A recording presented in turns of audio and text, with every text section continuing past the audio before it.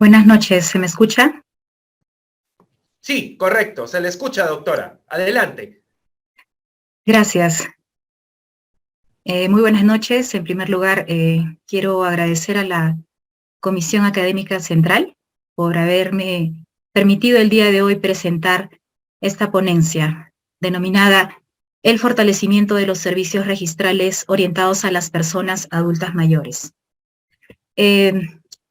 Quería comentarles que, digamos, la motivación por la cual elegí este tema también es un poco por las circunstancias en las cuales actualmente desempeño mi labor. Me desempeño en la oficina registral de Juliaca. Y la realidad, digamos, también de esta oficina es que cuenta con un importante sector de población adulta mayor que proviene de zonas rurales y tienen, digamos, una serie de necesidades específicas que más adelante se las voy a compartir. Cuando nosotros hablamos de personas adultas mayores, estamos en este caso refiriéndonos a podemos hablar de diferentes términos, ¿no? En un sentido positivo y en un sentido negativo. Podemos decir que son personas dependientes, vulnerables, trabajadoras, personas que no les gusta el cambio, que son sabias, en fin, una serie de acepciones. Ahora bien, algo interesante y digamos también lo que revela la problemática actual en relación con el tema del envejecimiento es que el año pasado la Real Academia Española incorporó un término denominado edadismo.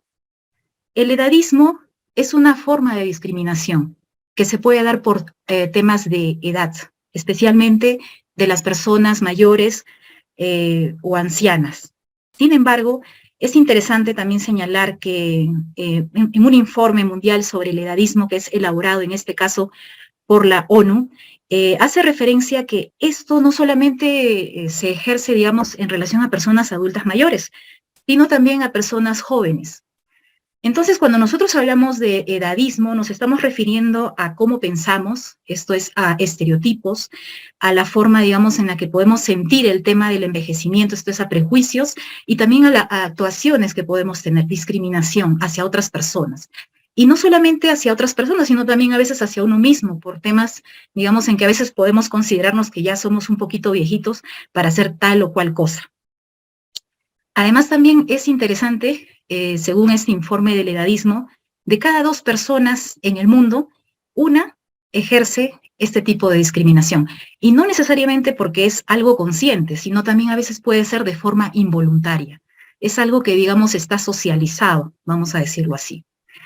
Y cuando hablamos del tema de envejecimiento de la población, pues quizás muchos de ustedes pueden pensar que esta es una problemática que es más exclusiva de países desarrollados, tal vez como el de Japón, como en Italia o España, como lo mencionaba el día anterior la doctora Belén Madrazo, al mencionar que España va a ser, dice, el país que tenga mayor población adulta mayor en las próximas décadas. Bueno, yo les quiero compartir esta línea de tiempo que recoge información que es muy valiosa, elaborada en este caso por el Instituto Nacional de Estadística e Informática. Dice este informe que en la década de los 50, de cada 100 peruanos, 42 eran menores de 15 años y 6 eran adultos mayores. 65 años después, hablando ya del año 2015, de cada 100 peruanos, 28 son menores de 15 años y 10 son adultos mayores. De acá a unos 2 años, esto va a ser de cada 100, 24 van a ser menores de 15 años y 13 van a ser adultos mayores. Y mirando en perspectiva esta situación del envejecimiento de la población peruana, vamos a tener que de cada 100 peruanos, 22 van a ser adultos mayores y 19 van a ser menores de 15 años. Esta preocupación inclusive también ha sido recogida por un informe de la Defensoría del Pueblo de hace unos 4 años atrás, denominado Envejecer en el Perú. Y lo que señala es que para el año 2050 vamos a ser en el Perú 8.700.000 personas adultas mayores. De acuerdo con la Ley de Personas Adultas Mayores del Perú, se considera adulto mayor a uno que tenga 60 años o más. Entonces, para el 2050, yo me considero también que ya voy a ser persona adulta mayor. Y este es un problema social, es una realidad que al registro le implica una serie de desafíos. No solamente va a ser un tema a nivel pensionario, va a ser también un tema de distintas necesidades de servicios públicos que la población adulta mayor, que van a ser, como les menciono, de más de 8 millones, van a tener, ¿no? Hay implicancias también de carácter presupuestario.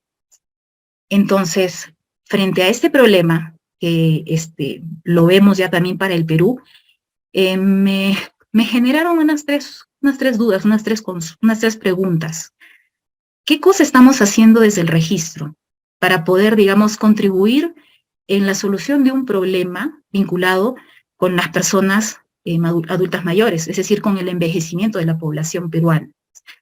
¿Qué acciones podríamos desde el registro nosotros realizar para poder mejorar, digamos, la institucionalidad que está ¿no? vinculada con las personas adultas mayores?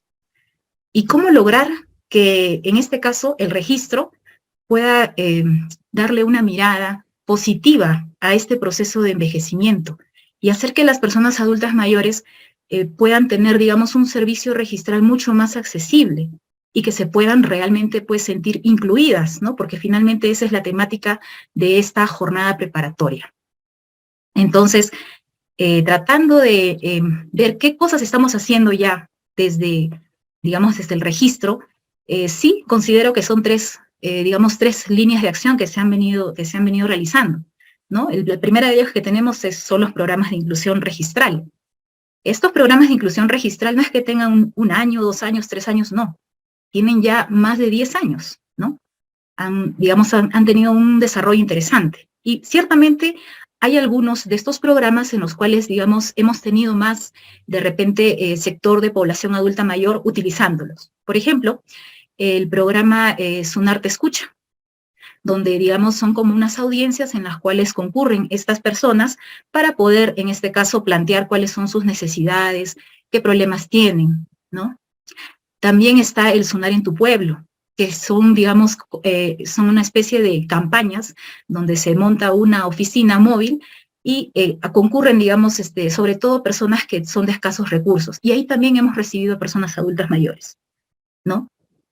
Ahora, otra acción que también se ha estado realizando es el de la transformación digital. En un inicio, digamos, sobre todo cuando hemos estado pasando por el estado de emergencia, sobre todo el estado de emergencia sanitaria, hemos priorizado todo lo que es el tema de la presentación por el SIT SUNAR, abrir la mayor cantidad de actos posibles e inclusive hacer la presentación exclusiva.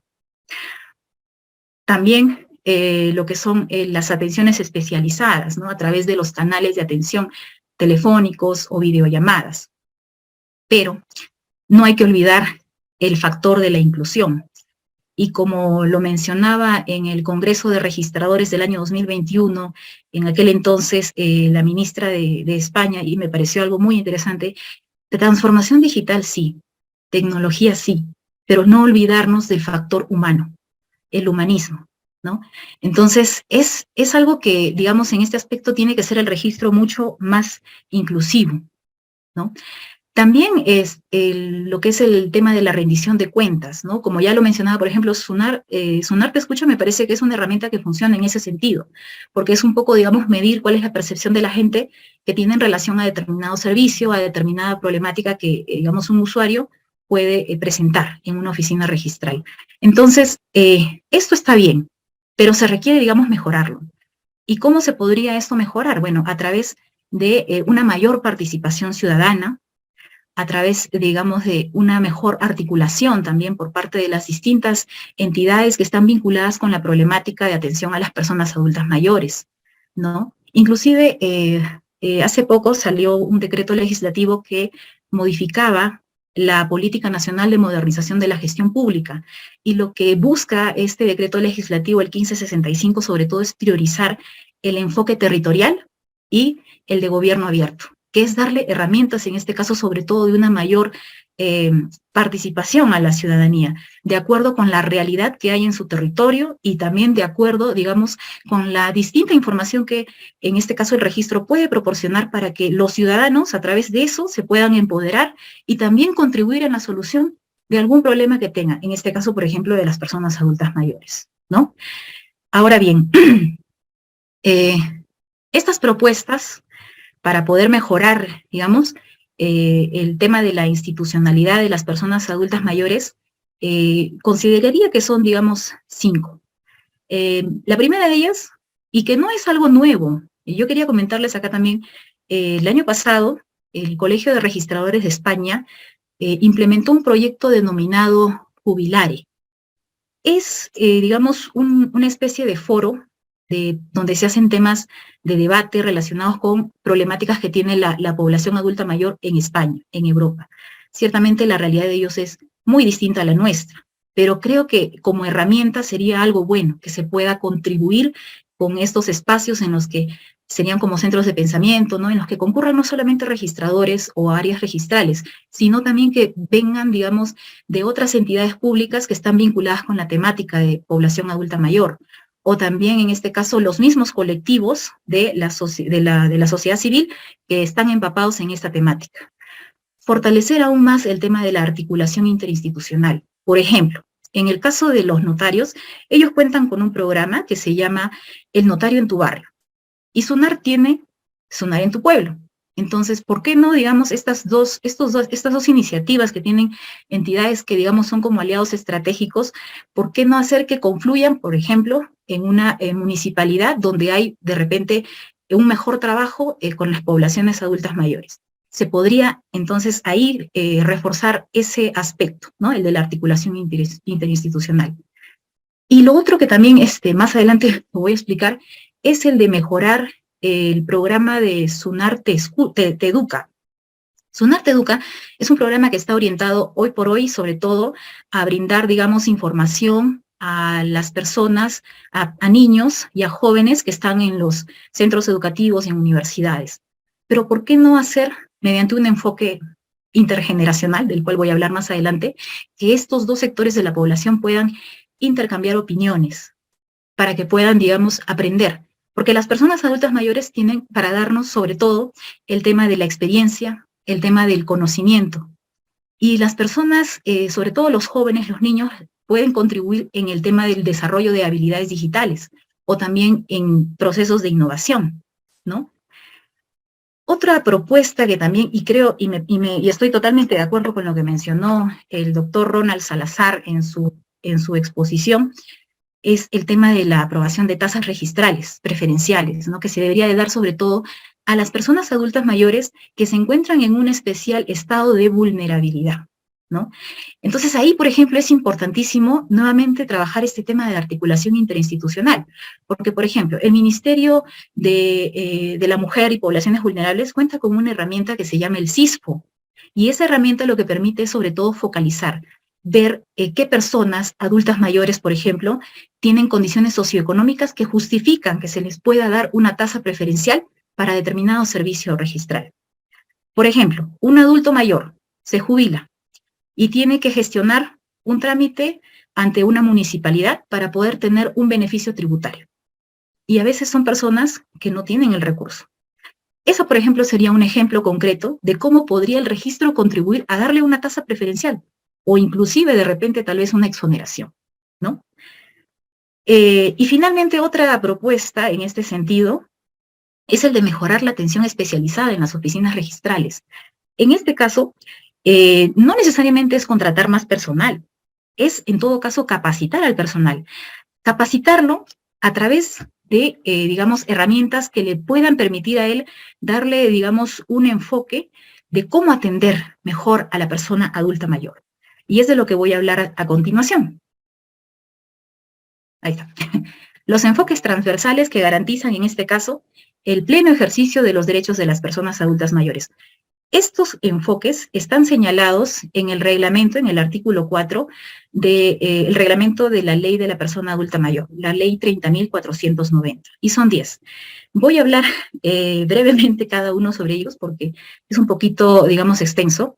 El primero de ellos es el enfoque de derechos humanos. ¿Qué quiere decir esto?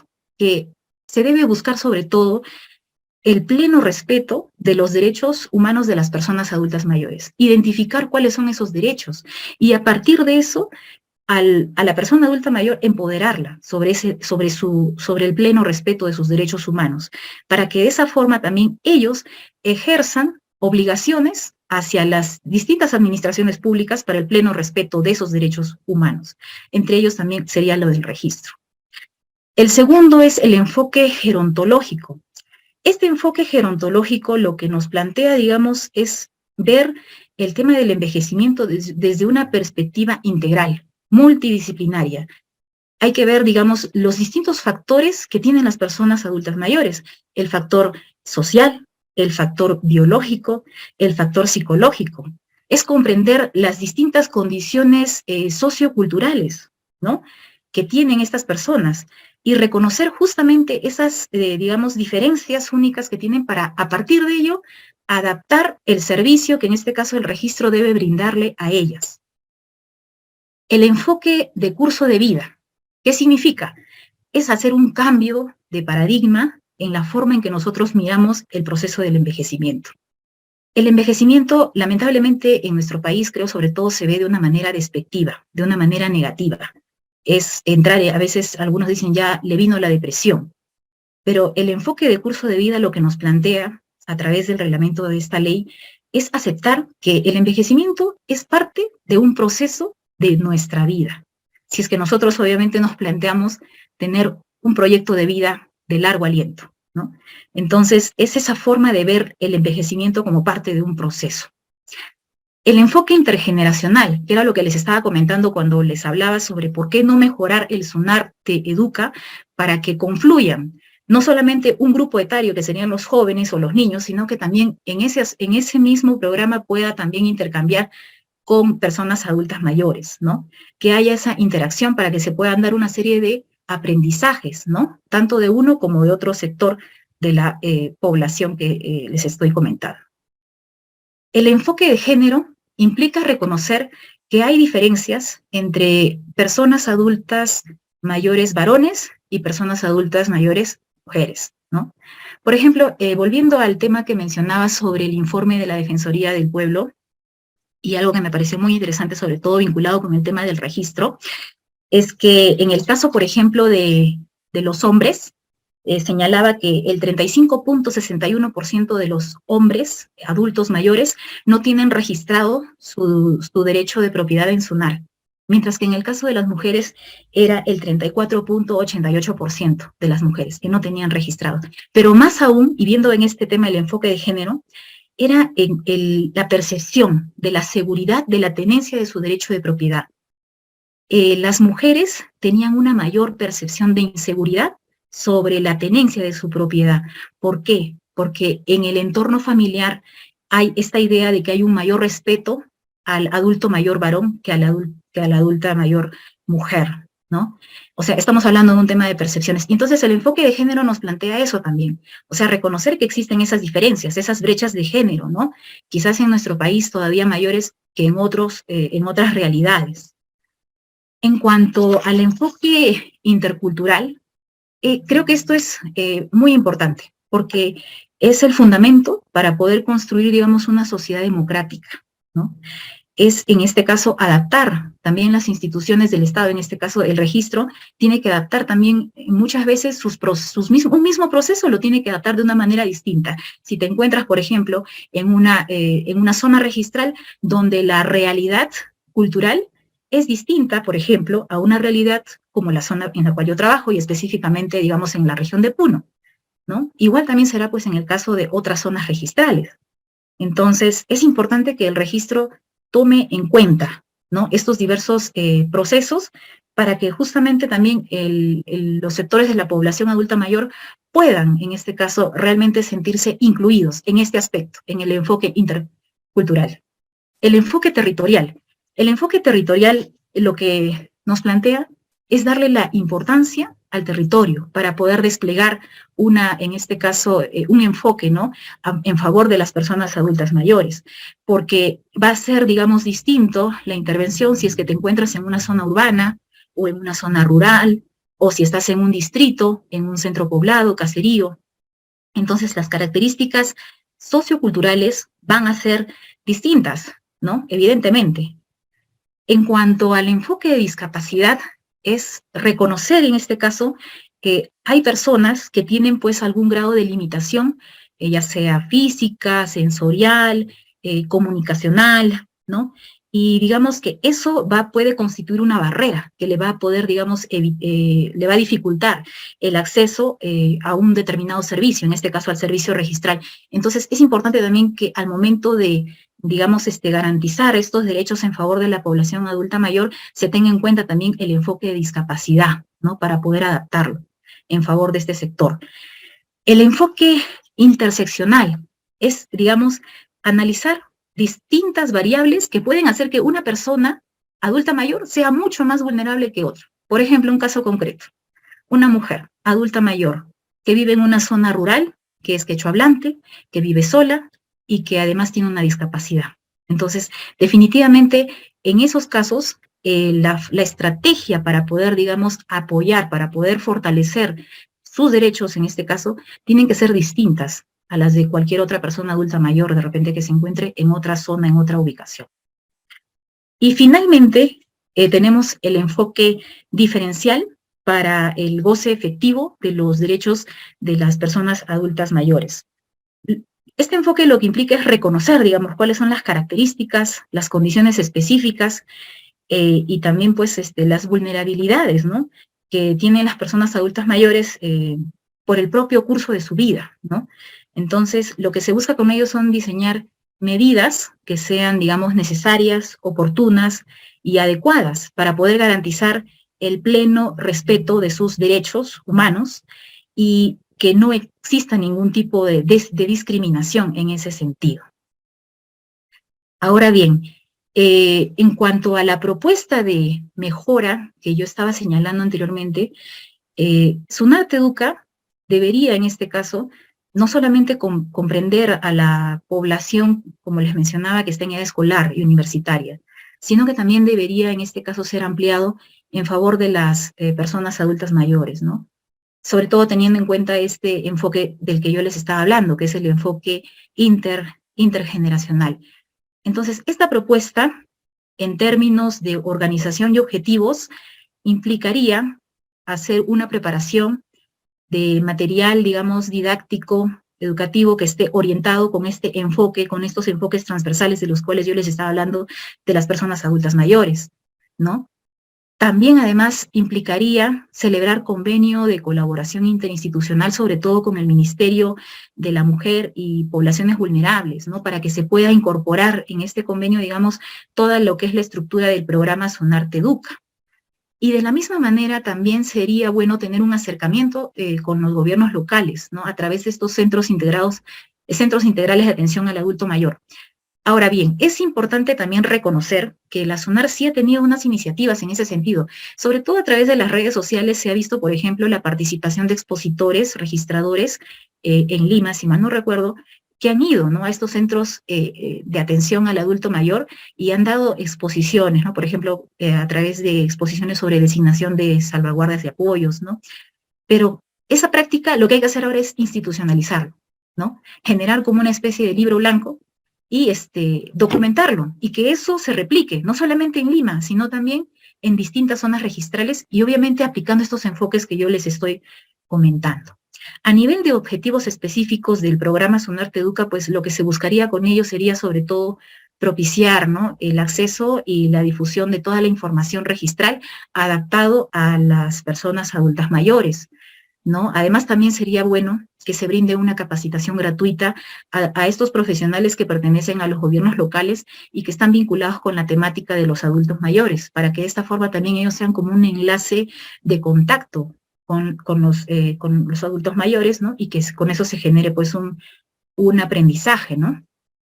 Y finalmente también motivar en este caso al personal de registros públicos para que puedan impartir su conocimiento y experiencia. Ahora sí, voy entrando ya a la última parte de la presentación. Algunos datos concretos sobre la realidad de Puno.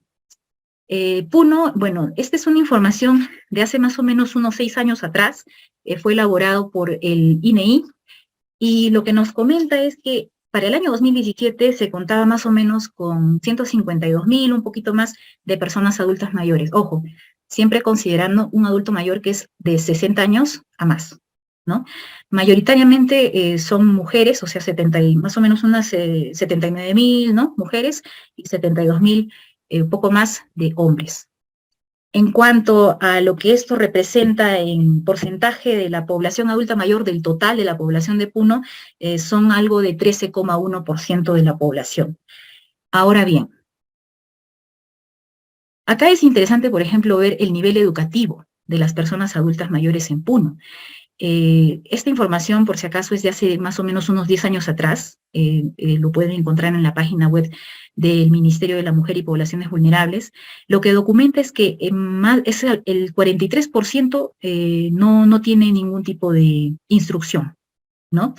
El 34% primaria completa, 10% secundaria completa, 6% primaria incompleta. Entonces, vemos que es una población que, como un dato duro, ¿no?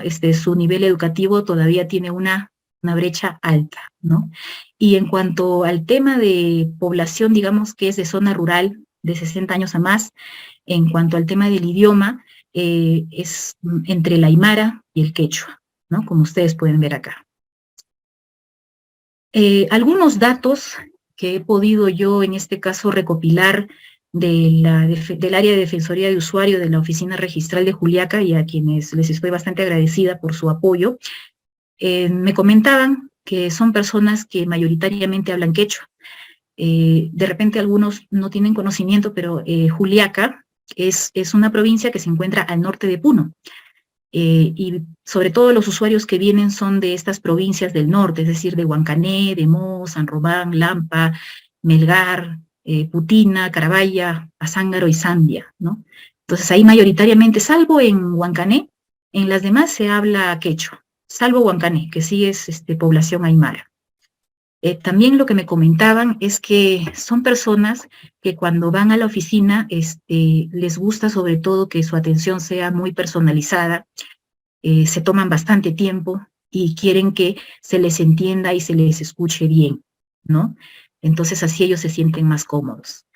Igualmente les gusta que les expliquen, ¿no? Con mucha paciencia. A veces inclusive no solamente comentan temas jurídicos, sino hasta sus temas sociales, ¿no? Y otro dato que me pareció interesante, y es también propio de la realidad, digamos, rural de la cual ellos vienen, es que ellos preferentemente vienen los días lunes y temprano en la mañana, ¿no? Porque vienen ellos del campo. Entonces, fíjense ustedes, esta información, por ejemplo, a mí me parece que es muy importante porque nos va a permitir también, digamos, de repente, a manera de piloto, pues quizás mejorar, ¿no? El tema de la atención especializada para las personas adultas mayores en la oficina registral, ¿no? De Juliaca. Y bueno, voy a llegar a mis conclusiones. Como ya lo he estado mencionando y tomando, por ejemplo, este caso, ¿no? Del Colegio de Registradores de España, que me pareció interesante, creo que sería bueno, y no solamente que se aplique, pues, de repente en un solo lugar, sino de manera descentralizada, ¿no? Que se cuente con estos espacios de conversatorio, de diálogo, en los que concurran, ¿no? El registro y otros aliados estratégicos, como los notarios, como los gobiernos locales, ¿no? Colectivos de la sociedad civil que están vinculados y que nos podrían inclusive ilustrar sobre el tema de las personas adultas mayores, que se cuenten, ¿no? Con estos centros para poder debatirlo, ¿no? Igualmente, trabajar mucho más todavía con el tema de la articulación interinstitucional, porque es algo crucial. Los esfuerzos aislados ayudan, pero no son suficientes. Es necesario que, por ejemplo, exista coordinación con RENIEC. Qué importante sería de repente, y como lo mencionó la doctora Belén Madrazo, que me pareció muy interesante, cuando hacen ellos la calificación, pues la calificación registral de un título, no tienen, digamos, una forma de ver cuando están calificando en un título en el cual está interviniendo un adulto mayor, ¿no? De repente, si uno es curioso y se pone a ingresar, porque tenemos la herramienta, ¿no? Gracias a la interconexión con RENIEC, si somos curiosos podemos entrar y ver, ¿no? Detectar casos así, ¿no? Donde está interviniendo un adulto mayor. Pero fuera de eso no lo hay, ¿no? Y bueno, fortalecer esa coordinación, como les mencionaba, con los gobiernos locales, ¿no? A través de estas campañas que hay de Sonar en tu pueblo, del notario en tu barrio, con el Ministerio de Inclusión, con el Ministerio de la Mujer y Poblaciones Vulnerables, con esta herramienta que les comentaba del CISFO, para poder identificar, ¿no? Quiénes son estas personas adultas mayores que de repente tienen sus bienes registrados y también a aquellos que no los tienen para poder darles una información, ¿no? Real sobre sus propiedades, para prevenir el fraude, ¿no? El despojo de esos derechos de propiedad, que era lo que el informe de la Defensoría del Pueblo mencionaba. Mi última conclusión, que ya lo había señalado también, era que a través de este programa denominado Sonar Te Educa, se implemente una estrategia en la cual, digamos, se considere a las personas adultas mayores, ¿no? Aplicando estos enfoques transversales que les he comentado, ¿no? Para que pueda garantizarse el ejercicio pleno, ¿no? Digamos, de los derechos de este sector de la población. Y proporcionarle herramientas que son gratuitas, con las que ya se cuentan, ¿no? Como por ejemplo la alerta registral, Conoce Aquí, Consulta tu Propiedad, Consulta Vehicular, y con ello también puedes contribuir a fomentar una cultura de legalidad, que justamente es un tema muy preocupante, ¿no? Sobre todo, por ejemplo, en la región de Puno, el tema de la cultura de legalidad es algo muy crítico, ¿no? Como mencionaba también el anterior expositor, lamentablemente, pues hay personas a veces, creo que era el doctor Ronald Salazar, hay veces que las personas consideran que no es bueno registrar. Entonces ahí el registro tiene una tarea enorme, ¿no? Para trabajar el tema de la cultura de la legalidad. Mi recomendación final, sobre todo, sería, como también mencionaba el doctor Salazar, sería bueno evaluar la pertinencia de promover, junto con el Ministerio de Economía, el Ministerio de Justicia, ¿no? El Ministerio de la Mujer y Poblaciones Vulnerables, la aprobación de tasas registrales preferenciales, sobre todo para las personas adultas mayores que se encuentran especialmente en una situación de vulnerabilidad. Bueno, hasta aquí yo he terminado. Quiero agradecerles por su atención y cerrar con un agradecimiento nuevamente a todos ustedes por su tiempo. Muchas gracias.